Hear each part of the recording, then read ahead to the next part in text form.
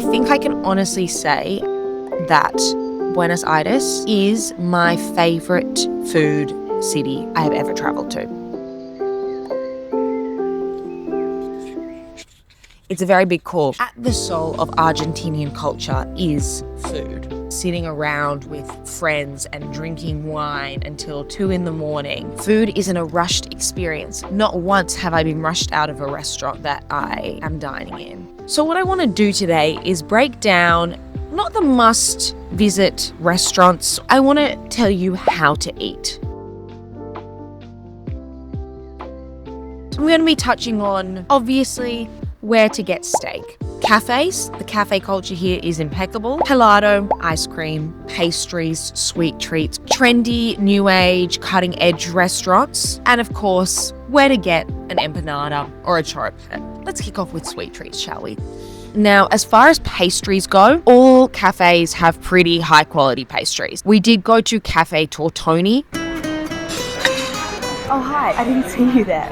Okay, so we are just here in Cafe Tortoni, one of the most beautiful cafes I've ever been in. It is the oldest cafe in all of Buenos Aires, as a place which artists, writers, creatives came, gathered, drank coffee, tangoed. There's a tango room out the back, and we've ordered a beautiful cup of tea, a nice black forest cake, after a huge hot day walking around Recoleta. Some of us dealt with the heat better than others. Let's eat the cake now. Cafe Tortoni felt like taking a step back in time. Founded in 1858, making it the oldest cafe in the city, it has graced the likes of writer Jorge Luis Borges, composer Carlos Gardel, and even Albert Einstein, so it was definitely one to tick off the list. It doesn't hurt that the cake was also delicious. But if you're looking for the best desserts in town, the search does not stop here. Every few blocks, there is your local panaderia. What this looks like is literally every baked good you could ever imagine shoved into one small shop. So many that you'd think these have to go stale before you're actually going to sell them all. However, I implore you to go to one of these panaderias around 1 p.m. and you'll see how busy they get, and you realize, oh no, wait, they actually are going to sell all of this stuff. I don't know if they sell them to local cafes as well. It might be the case. But I would recommend going, choosing whichever pastries tickle your fancy and digging in, because to be honest, these were the best ones that I had. They were the cheapest. One will probably cost you about 1,000 Argentinian pesos, which is less than $1. And I was never disappointed. And it's also a really fun experience. So I would highly recommend getting around that kind of thing. Now, Argentina has a very large Italian influence. Hence, there is a lot of pizza and there's a lot of very, very, very good ice cream. Now, I would highly recommend you indulge in some ice cream. I haven't had a bad ice cream since I've been here. We went down the very traditional route, and we also went to some of the more new age experimental places. Rapa Nui is up there with one of the best that I had.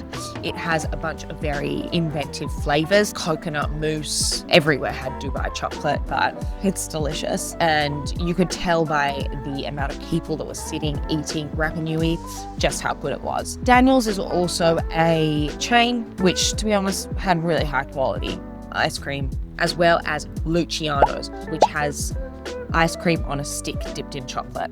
Apparently Luciano's is doing so well that now they have expanded to Rome. So the Argentinian Helado shop has expanded to Rome. So because there is such a food culture in this city, I think there are a lot of very, very impressive young chefs. Probably some of the best food that I had in this city was at the trendy, new age, cutting edge restaurants. No diss to the traditional food, that was also impeccable, but they're really testing the boundaries in a way that you don't see in many cities. So I'm going to run through them. We were staying in Villa Crespo, so we would often just walk around to places around here. So a lot of them are around this area. However, you can do a little Google and figure out what are the up and coming restaurants and take a look. So I will kick off with I La Flotante Comidas. We went here on our very, very, very first night at like 7 p.m, like absolute noobs. We were there completely by ourselves and we didn't order any meat, which is very un-Argentinian. I think we were still learning the ropes, and our waiter did give us a very odd look when we ordered the eggplant parmesan and the charred cabbage and one cheese empanada. But needless to say, they were all very delicious. I would like to go back and try the meat, but yeah, food was good. I'd recommend it if you're around the area. On to the next. Soma. Soma is very close to us. It is a trendy bar. It has an impeccable vibe. The best dirty martini I have had maybe ever in my life. It was mixed with caperberry juice rather than olive juice and was super smooth and delicious. We had here these spinach croquettes, which were so densely spinachy. I felt like they actually didn't have any batter in them, but still perfectly seasoned, like delicious, with like a sort of blue cheesy sauce. Unbelievable. Asparagus with like a eggy kind of sauce, and then the Milanese, which was much larger than we expected, and also delicious. They also kick off later in the night. I think they have kind of parties, DJs, and a music vibe. So if you want to get there later in the night, unlike us, I would highly recommend it. Dimmy Bar is one we went to just the other night. A very small corner bar restaurant.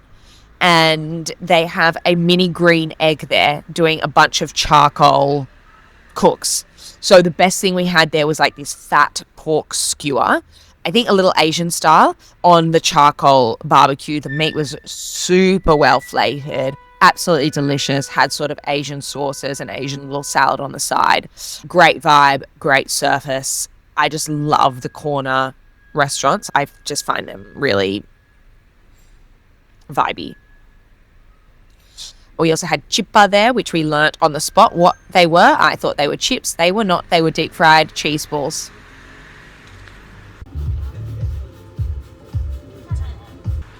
Delicious though. And then the one that I would say is by quite far the best restaurant I went to in Buenos Aires so far, I still have one night left, was a place called Acido. Acido is one of these places that my partner and I really wanted to go to. The chef won the Bib Gourmand and it's on the Michelin guide. It doesn't have a Michelin star. The food here was consistently some of the best that I have had in the last year. The service was impeccable. Our waiter was divine. Recommended dishes, told us not to order certain dishes because he just thought they were like not worth trying, which I loved the honesty. But yeah, let's run through the best things that we ate there.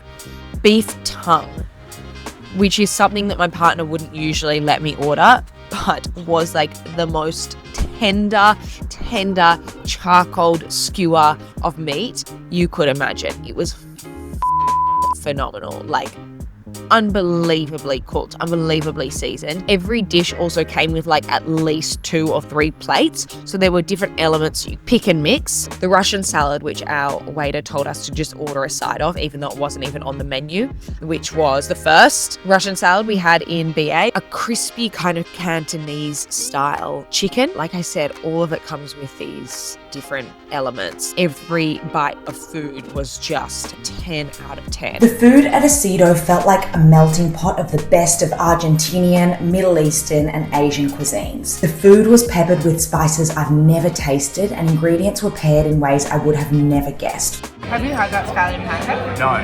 Oh my god, unbelievable. Middle Eastern kibbeh crudo served alongside scallion pancakes to crispy savory chicken with salty fried rice and stir-fried bean shoots. All of this was washed down with a beautiful bottle of natural Chardonnay, which our waiter helped us pick out. He even gave us a free taste test of another wine just because he wanted us to try it. I want to go back. And go back I did, because over the weekend, Acido turns into Ola 7, a more refined restaurant with white tablecloths and more traditional food. We went here on our last day prior to a 25-hour transit back to Australia, so we tried to order on the light side. Ola 7 provides traditional Milaneses, empanadas, and the Italian influence on Argentina is front and center with pastas and gnocchis. For starters, we ordered the mussel croquettes and a beef empanada. All delicious, crispy, seasoned well, but definitely less interesting than the bold flavors of Acido. And for the mains, we got a ricotta gnocchi type dish with pesto and the pollo al verduro. The gnocchi was super light and fluffy. It literally melted in my mouth, paired with a zingy pesto to balance it all out. And the chicken, I mean, imagine a chicken piccata but drowning in cream with pops of salty olives replacing the typical capers. Absolutely indulgent and delicious, and it towed the line between heavy and light perfectly. If I hadn't already been to Acido, Ola 7 would have blown my mind. So whatever you do, if you're visiting Buenos Aires, just make sure you visit at least one of these establishments. If you're into more inventive, new age food, go to Acido. If you want the traditional fare, go to Ola 7. Okay, so one thing to note is that... Okay, so we're sitting here. We've just been at Malva and we've come down. It's 7:30 p.m. We've come down to have a drink at the restaurant. We're having a few martinis, which is delightful, but looking around, everyone is still drinking coffee and orange juice and eating croissants at 7:30 p.m. So I don't know, you'd think we'd be used to it by now, but it still gets me every time. I feel a little bit like an alcoholic drinking at 11 a.m. in the morning, but I don't know, I know which one I'd rather be. All right. If you're going out for dinner or drinking at 8 p.m, you are early. That being said, we were able to snag unbooked tables at some of the hottest restaurants and wine bars due to our willingness to eat at geriatric hour in a city of night owls. The first of note would be Cuatro Perros Un Living, where the spinach croquettes and spider steak were the perfect midweek dinner. And if you can't get into Anchoita restaurant, which we couldn't, just hop down the road to the Anchoita Cava, the sister wine bar where every bite of food, but most importantly, the beef tartare on chips and raw prawns were out of this world. Las Patriots is also worth checking out if you're in the Recoleta area. This one was literally deserted when we arrived at 8 p.m, but by the time we left, we wouldn't have snagged a seat. So get there early if you want to try it out.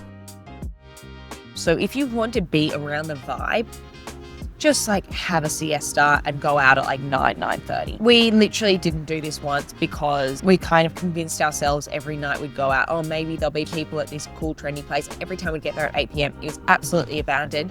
And like 9:30 when we're finishing our meal is when it starts to get busy. However, it means you can always get into the best places. So you do you.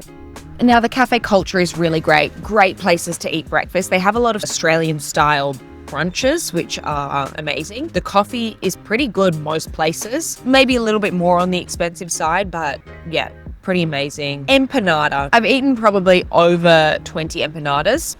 What's that? An empanada a day?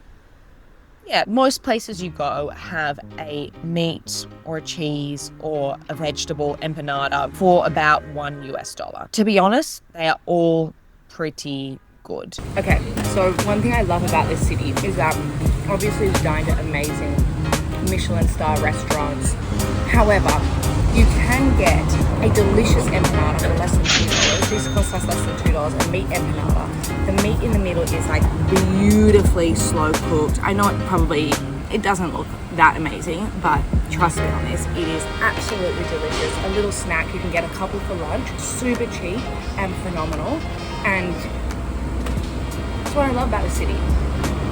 Choripan as well, less common than empanada. You can't just get them anywhere. To be honest, they're a piece of chorizo in bread with chimichurri, so it's always going to be pretty good. We did go to San Telmo market one day, which was a very fun experience. Quite hectic. I didn't really know what to expect, but we just stopped at this random place and we got a choripan and a beef sandwich.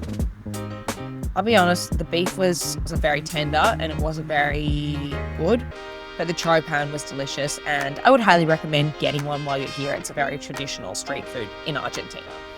And finally, the Parrillas. So we have dined all around Buenos Aires so far. We've obviously been to Don Julio with a Michelin star. If you're new here, please go and watch my review of Don Julio, which is rated the #1 steakhouse in the entire world. We've been all through Mendoza. We've had about 10 to 15 steaks so far. 15 plus steaks so far. Obviously very, very famous restaurants, very trendy restaurants, but at the end of the day, the best place to get a steak is the local barista. Argentinian culture revolves around Acido, revolves around the Parrillas, and for a place like Hugo's, it's in the bloodline, it's in the culture, it's the heart of the community. It's a family-run restaurant. Hugo's here, the kids work here, the old men gather, they have a glass of red wine at lunch, and to me, it serves the best steak. It's just arrived. We got a big piece of entrana steak, which is like a skirt steak, cooked beautifully, not medium rare, but I don't think that's how they do it here. And the steak, from memory, is seasoned perfectly with chimichurri all over it. The fries are beautiful, fluffy and crisp. This chimichurri, salty, acidic, cuts through the steak. Better than a Michelin star.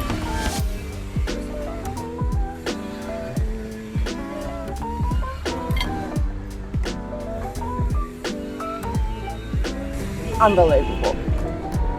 And it's cost us $19,000. There are Parrillas on every corner. It is the heart of Argentinian food. I'm absolutely infatuated by Buenos Aires and Argentina. The people are some of the friendliest I've ever come across. They want you to have a good time. They want to feed you good food. And it makes me sad because I don't know when I'll be back here. It's pretty far away from both Australia and the US. I feel like there's so much more of the country that I would love to explore, but it has been one of my favourite trips I've ever been on, and I feel so lucky to have been able to spend a whole 3 weeks here. And thank you so much for watching.